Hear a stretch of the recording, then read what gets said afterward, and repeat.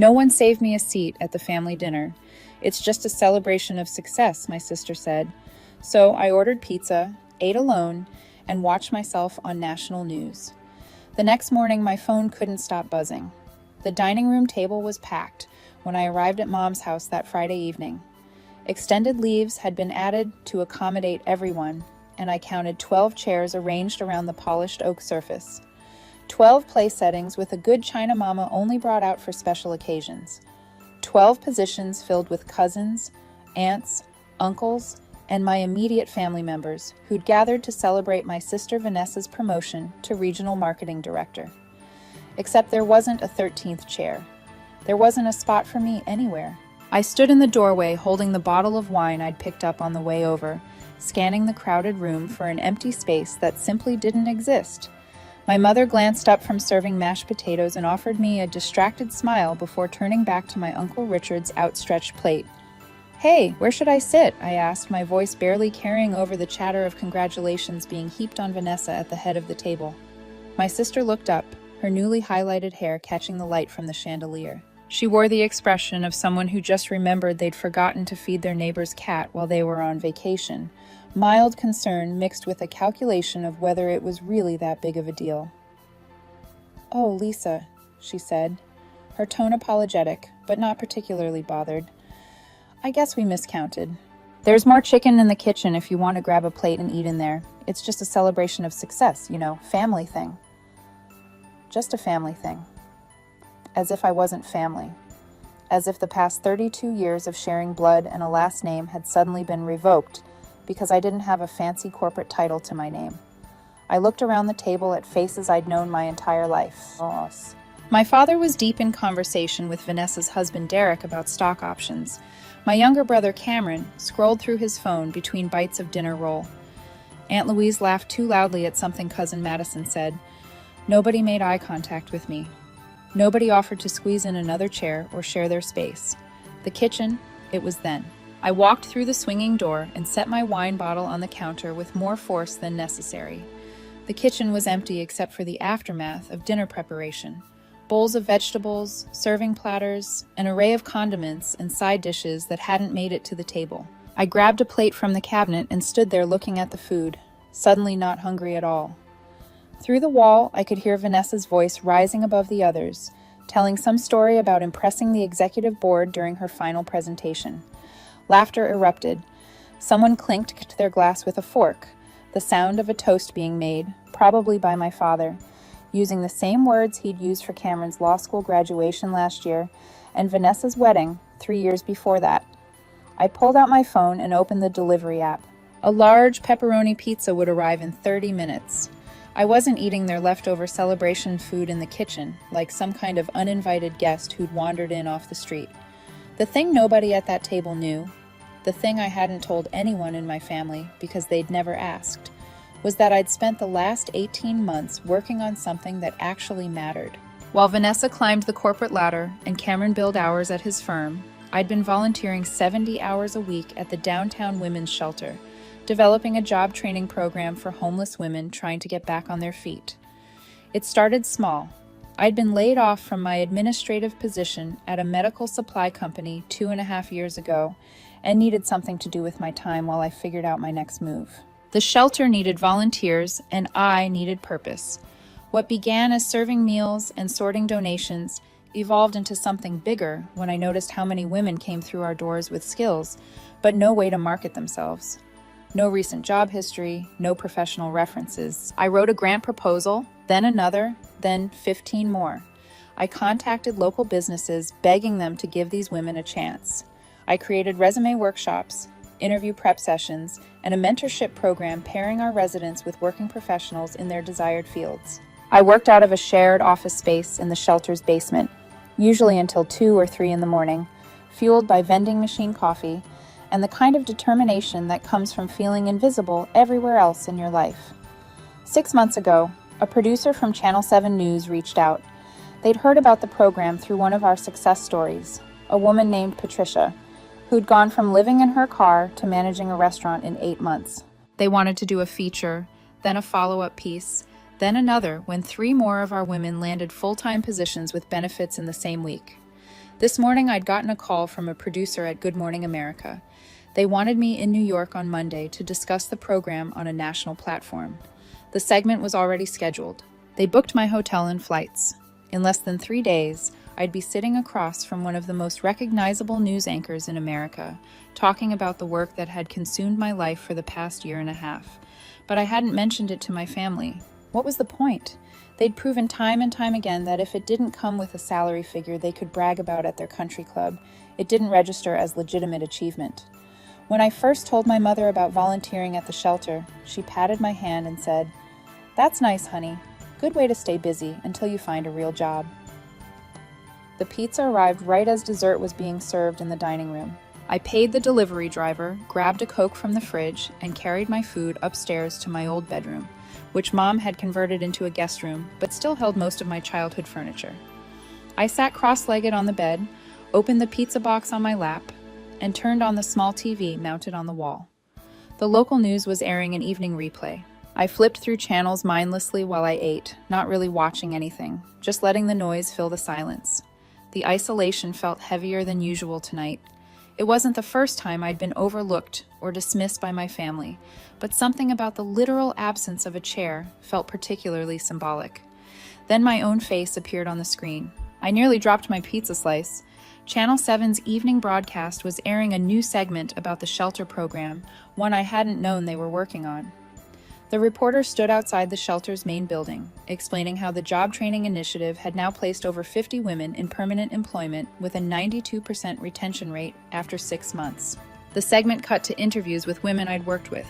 Maria, who'd lost her apartment after her ex-husband destroyed her credit, talking about her new position as an office manager. Jennifer, who'd been living in the shelter with her 2 kids, showing off her customer service workspace at a tech company downtown. Patricia again, this time discussing how she'd been promoted to assistant general manager. Then there I was, filmed during one of our workshop sessions, leaning over a table to help someone with their resume. My voice played over the footage. These women aren't broken. They're not charity cases. They're skilled, capable people who hit rough patches in a system that makes it almost impossible to recover from setbacks. All they needed was someone to believe in them and give them the tools to rebuild. The reporter's voice returned. Lisa Hayes has become something of a local hero to these women and the broader community. Her innovative approach to job training and placement has caught the attention of several national organizations, and we're hearing rumors of big announcements coming soon. The segment ended with a link to the shelter's website and information about how to donate or volunteer. I sat frozen, pizza forgotten, staring at the screen as it moved on to a story about road construction on Highway 40. Downstairs, the dinner party continued. Nobody had called me down for dessert. Nobody had noticed I was gone. The celebration of Vanessa's success carried on without any acknowledgement that I existed, while my face had just been broadcast into thousands of homes across the city. I finished my pizza slowly, methodically processing what had just happened. The timing was almost too perfect to be real. Sitting alone in my childhood bedroom, eating delivery food while the television validated everything I'd poured myself into for the past year and a half. When I finally went back downstairs around 9:00, the dinner party was breaking up. Vanessa was accepting final congratulations at the door. Mom was packing leftovers into containers. Dad was helping Uncle Richard with his coat. "Oh, Lisa," Mom said when she saw me. "I saved you some pie. It's in the fridge." "Thanks," I said. "I'm actually good. I ordered pizza." "Pizza?" Vanessa wrinkled her nose. "Why would you do that when we had all this food?" I could have told them right then. I could have mentioned the news segment, the Good Morning America appearance, the growing recognition of work I actually cared about, but something stopped me. Maybe it was pride. Maybe it was the petty satisfaction of knowing what they didn't. Maybe I was just tired of trying to prove my worth to people who'd already decided I didn't measure up. "Just wanted something different," I said with a shrug. I helped clean up in silence, washing dishes while Vanessa held court in the living room, still basking in the attention. Cameron left early to meet friends at a bar. Dad fell asleep in his recliner. The evening wound down the way family gatherings always did, with too much food consumed and not enough meaningful connection made. I drove home to my small apartment across town around 10:30. My phone sat silent in my cup holder. No text asking where I disappeared to during dinner. No calls checking if I was okay. The message was clear. My presence or absence made no difference to their celebration. But when I walked into my apartment and checked my phone properly, the screen lit up with notifications, dozens of them. Text messages, missed calls, voicemails, Facebook messages, emails. They kept coming in waves, making my phone buzz continuously in my hand. Sarah from the shelter. OMG, I just saw you on the news. You looked amazing. Mr. Patterson, one of our volunteer mentors. Lisa, that segment was incredibly powerful. So proud to be part of this program. Numbers I didn't recognize. Is this the woman from the news? I want to volunteer. How can I donate? My company is looking for training programs to support. Can we talk? The shelter's director, Margaret. My phone is exploding. Channel 7's website crashed from traffic to our donation page. Whatever just happened, it's working. More messages kept arriving. Former colleagues from my old job, friends I hadn't spoken to in months, my high school English teacher, a city council member's office asking about scheduling a meeting, 3 different reporters requesting interviews, a venture capitalist interested in discussing funding expansion to other cities. I sat on my couch watching the notifications accumulate, feeling surreal and disconnected from the sudden flood of attention. Hours ago, I couldn't even get a chair at my own family's dinner table. Now, hundreds of people were reaching out, wanting to connect, to help, to be part of something I'd built from nothing. The irony wasn't lost on me. I fell asleep after midnight with my phone still buzzing on the nightstand, messages still arriving in steady streams. Tomorrow would bring more attention, more opportunities, more validation from strangers who understood the value of what I was doing, even if my own family couldn't see it. Saturday morning arrived with weak sunlight filtering through my bedroom curtains and my phone vibrating so aggressively it had moved 3 inches across the nightstand. I grabbed it, squinting at the screen that showed 47 new notifications just from the past hour. The top message was from a New York number. Miss Hayes, this is Deborah Chen from Good Morning America. We've seen the surge in interest about your program after last night's local coverage. We'd like to expand Monday's segment from 5 minutes to a full 15-minute interview and possibly add you to our online series about social entrepreneurs. Please call me ASAP. I sat up fully awake. 15 minutes on national television.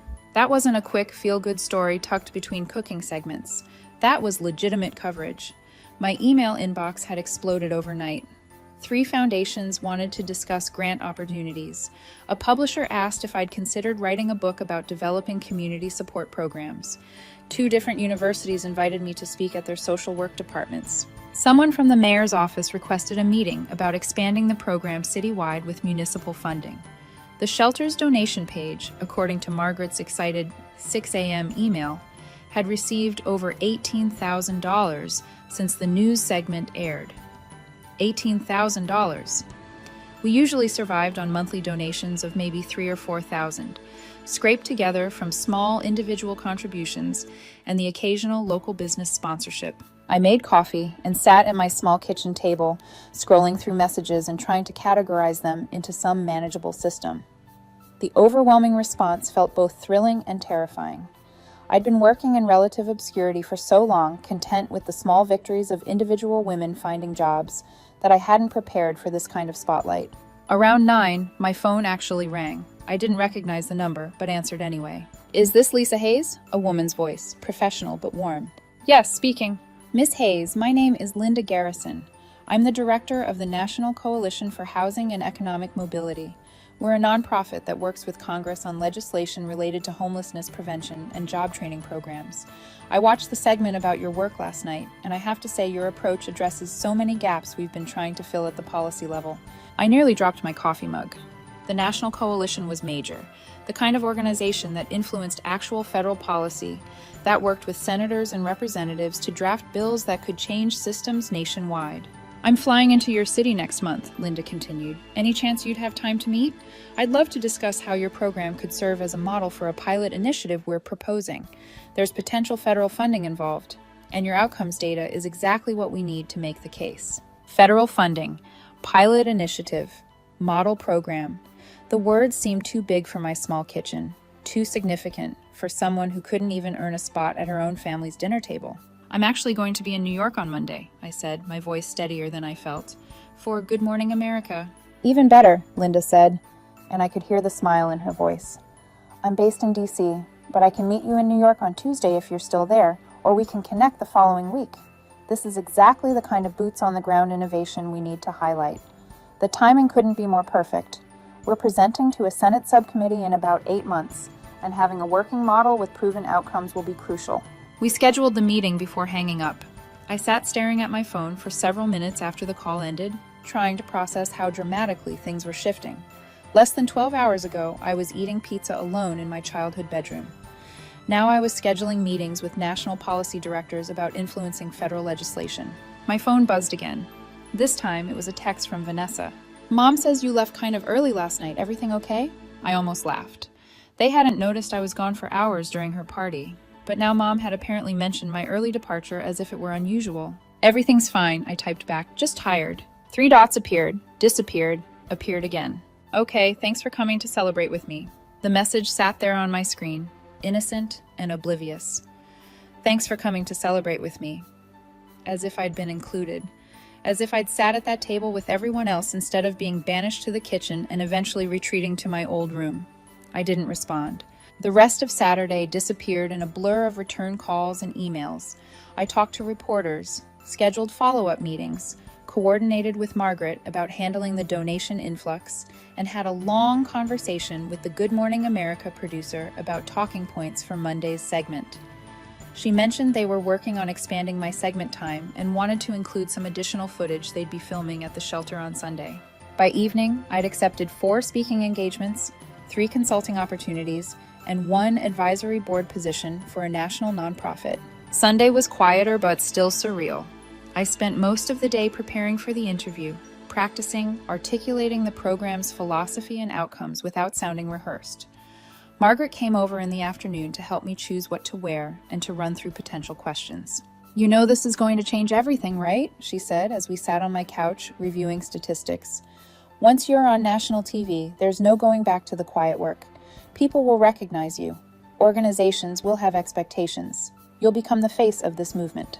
Is that bad? I asked. No, Margaret said thoughtfully. But it's different. You've been able to work in relative anonymity, to fail and adjust without public scrutiny. After Monday, everything you do will be visible. Just be prepared for that shift. She was right. Of course, I'd been operating under the radar, able to experiment and make mistakes without anyone watching. National exposure meant accountability, expectations, and pressure I'd never experienced before. But it also meant resources, funding, reach, the ability to help not just 50 women, but potentially thousands. The trade-off seemed worth it. Sunday evening, my phone rang again. This time, I recognized the number. Mom. Hi, honey, she said when I answered. I was thinking about Thanksgiving next month. Can you pick up the rolls from that bakery you like, the one on 5th Street? Small talk, normal family logistics, as if Friday night hadn't happened, as if nothing had changed. Sure, I said, I can do that. Wonderful. Oh, and Vanessa wants to know if you can help her move some furniture next weekend. She's redecorating her home office now that she got the promotion. Of course she was. Vanessa was redecorating to celebrate her success, and I was expected to help move furniture. The casual assumption of my availability, of my willingness to drop everything for family needs, while my own life went unacknowledged, suddenly felt more grating than usual. I'm actually going to be in New York next week, I said carefully. For work? Oh, Mom's tone carried mild surprise. Did you find a new job? That's wonderful, honey. She thought I was interviewing. Of course she did. The idea that I might be traveling for any other reason apparently didn't compute. Something like that, I said, unwilling to explain further. Let her assume what she wanted. Tuesday afternoon would clarify everything anyway, when the segment aired and my face appeared on national television in her living room while she watched her morning shows. Monday arrived cold and gray. My flight left at 6 o'clock a.m., which meant a 4:30 wake-up call and a rushed Uber to the airport. I spent the entire flight reviewing notes and trying to calm the anxiety building in my chest. This was real. This was happening. In a few hours, I'd be sitting in a studio in Manhattan, talking to millions of people about work that had been invisible to almost everyone for over a year. The Good Morning America studio was smaller than I expected, but more intimidating. Bright lights, multiple cameras, producers with headsets rushing around.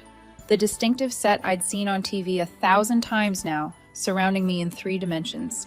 Deborah Chen met me in the green room and walked me through the segment structure. "We're framing this as an inspirational story about grassroots innovation," she explained.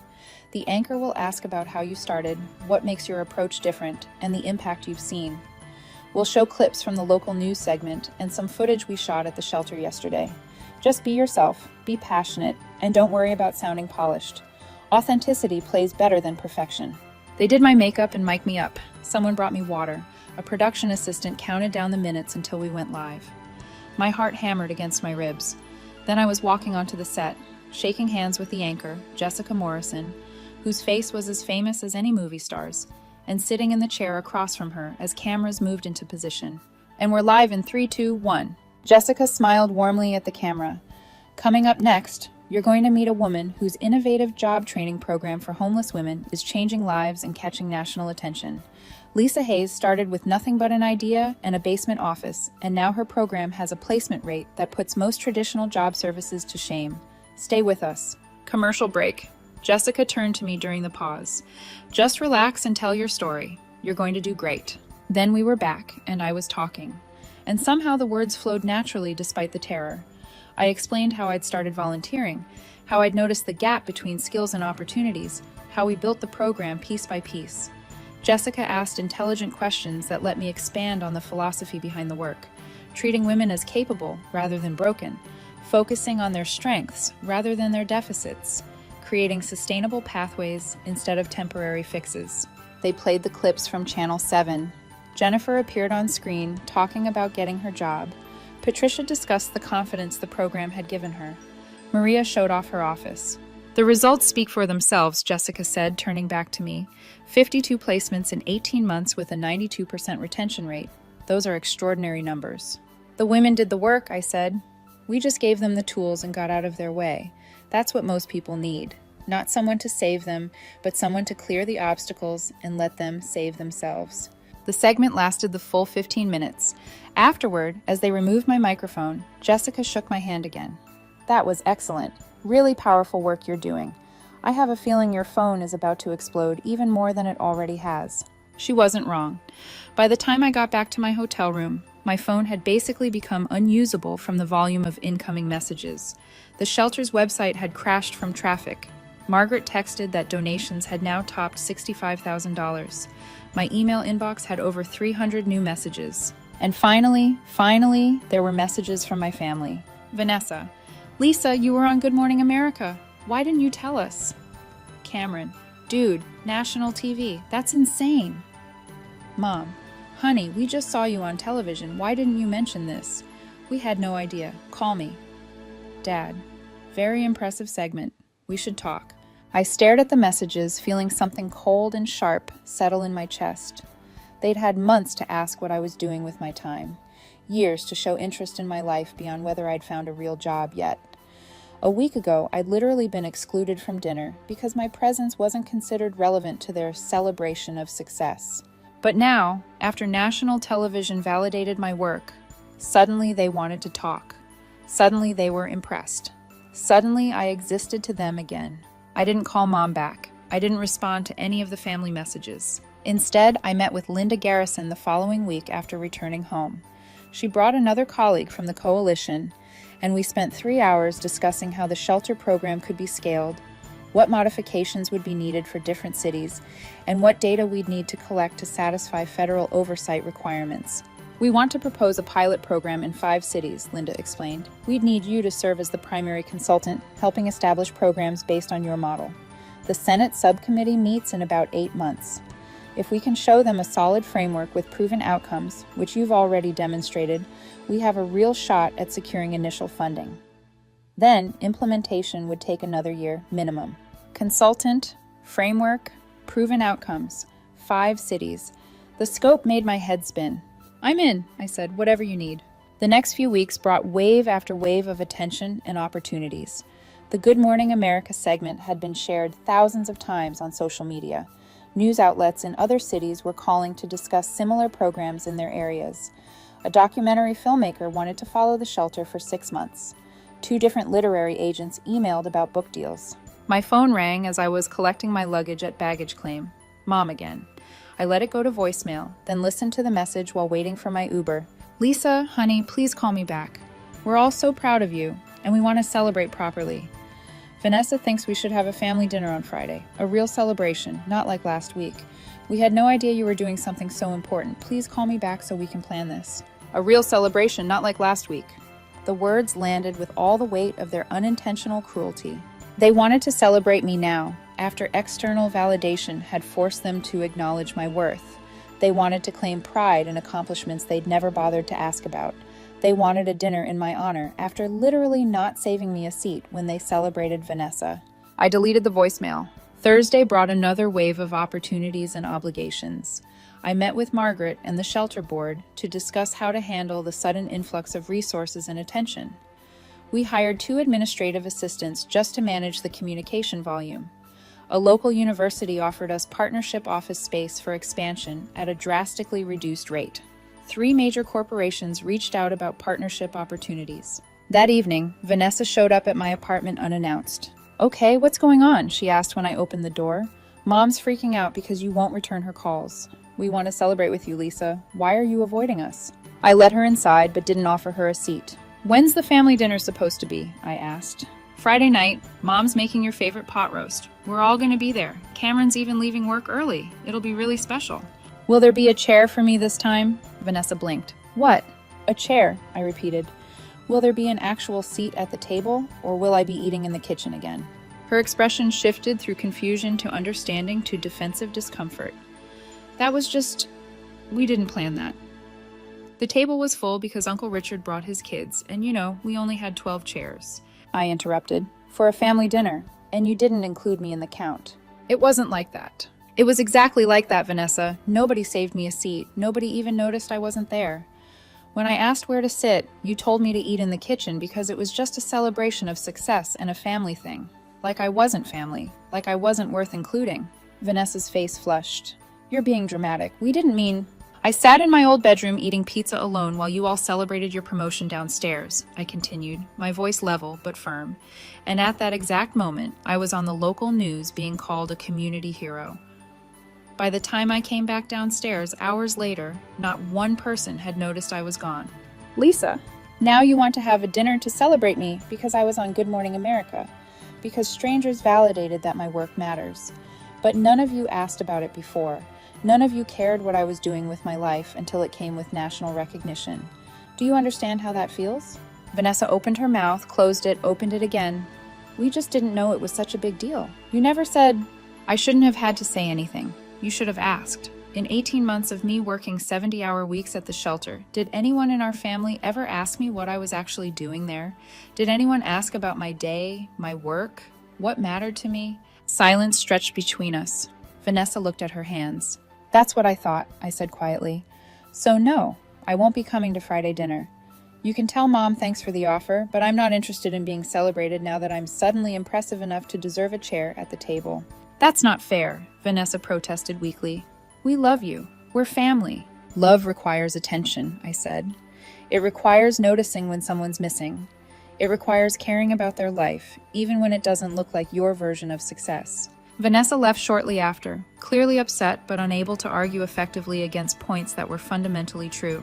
I felt exhausted after she left, drained by the confrontation but also lighter somehow. I'd said what needed to be said. Friday evening, while my family presumably gathered for their makeup celebration dinner, I was at the shelter with Margaret and the women in our program, eating pizza and talking about next steps for expansion. Patricia brought her kids. Jennifer showed pictures of her new apartment. Maria announced she'd gotten her first promotion at work. These women, who'd been strangers 2 years ago, felt more like family than the people I'd grown up with. They saw me. They appreciated the work without needing national television to tell them it mattered. They'd been celebrating my efforts all along in quiet ways, through their own successes, their gratitude, and their willingness to keep showing up even when things got hard. My phone buzzed during dinner, a text from Mom. "We're all here waiting for you. Please come. We're sorry about last week. We want to make it right." I didn't respond. There was nothing to make right. The damage had been done. The priorities had been revealed. They could have 100 dinners in my honor, and it wouldn't change the fundamental truth. They hadn't valued my work until other people told them to. The following weeks were controlled chaos. I flew to DC twice to meet with congressional staffers. The pilot program proposal moved forward faster than anyone expected. I hired a small team to help manage the expanding program. We secured office space in 3 new cities and began training local coordinators on our model. Media requests continued pouring in. I did interviews with NPR, PBS, and several major newspapers. A profile in Time magazine called me the reluctant face of innovative social services. The documentary filmmaker started shooting footage at the shelter. Through it all, my family kept trying. Texts, calls, even handwritten letters from Mom, expressing how proud they were and how sorry they were for not understanding before. Vanessa sent flowers. Dad offered to help with financial planning for the expansion. Cameron invited me to have coffee and catch up properly. I responded politely but distantly, thanked them for their support, declined most invitations, kept them at arm's length in a way I'd never done before. Because here's the truth I'd learned sitting alone in that bedroom eating pizza while my face appeared on the news. Some people will only value you when others tell them you're valuable. Some people will only include you when excluding you becomes embarrassing. Some people will only celebrate your success when it reflects well on them. My family loved me. I didn't doubt that, but they'd loved me conditionally, with attention and pride that required external validation to activate. They'd needed strangers to tell them I was worth paying attention to. They'd needed national television to convince them I deserved a seat at the table. And I'd learned I didn't need their table anymore. I'd built my own, filled with people who'd valued me all along, who'd celebrated my small victories before anyone was watching. Women who understood what it meant to be overlooked and dismissed, who fought for their worth every single day without television cameras or magazine profiles or federal grants to validate their struggles. Nearly 2 years after that dinner, where no one saved me a seat, the pilot program launched in 5 cities simultaneously. The Senate subcommittee approved funding for a 3-year test period with an option to expand nationwide if outcomes met projections. Linda Garrison called me personally to share the news, and I sat in my new office, no longer a basement space, but a proper suite with windows and a conference room, trying to process what we'd accomplished. The documentary premiered on a major streaming platform. The book deal came through, with publication scheduled for the following spring. Universities invited me to speak not just to social work departments, but to business schools and policy programs. My small idea, born from wanting to help and needing something to fill my unemployed days, had grown into something with legitimate potential to influence how America approached homelessness and job training at a systemic level. My family attended the premiere screening of the documentary. I saw them in the audience during the Q&A session after, Mom crying, Dad looking genuinely moved, Vanessa and Cameron attentive in a way they'd never been before. They came up afterward, proud and emotional, wanting to congratulate me. "Thank you for coming," I said, hugging each of them briefly. "It means a lot that you're here." And I meant it. Despite everything, despite the hurt and the anger and the loneliness of that Friday night, I was glad they could witness what I'd built. I wanted them to understand what they'd almost missed by being too caught up in their own definitions of success to recognize mine. But when Vanessa invited me to Thanksgiving dinner at her newly redecorated house, I hesitated. "Will there be a seat for me?" I asked. She looked stricken. "Of course, Lisa, I promise." "I'll think about it," I said gently. "I need to check my schedule." Because forgiveness is one thing, trust is another, and I'd learned that my presence at their table was a gift, not an obligation. They'd have to earn it back, one dinner at a time, by proving they valued me, whether or not cameras were watching, whether or not strangers thought I was impressive, whether or not my success reflected well on them.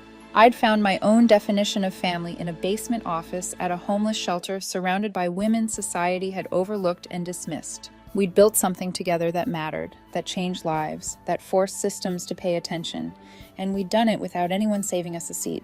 We built our own table, pulled up our own chairs, and invited others to join us based on what they contributed, not what they could brag about at cocktail parties. That, I'd learned, was the real celebration of success. Not the fancy dinners, or the corporate promotions, or the magazine profiles, but the quiet revolution of people deciding they were worth showing up for, even when nobody else thought they mattered. Especially when nobody else thought they mattered. I never did make it to Thanksgiving at Vanessa's house. I spent it at the shelter instead, serving meals with Patricia and Jennifer and Maria and 50 other women whose names I knew, whose stories I'd heard, whose victories I'd celebrated long before anyone told me they were worth celebrating. We didn't have the good china or the extended table leaves or the fancy centerpiece. We had paper plates and folding chairs and decorations made by residents' kids, but every single person had a seat. And that, more than anything else, felt like something worth being thankful for.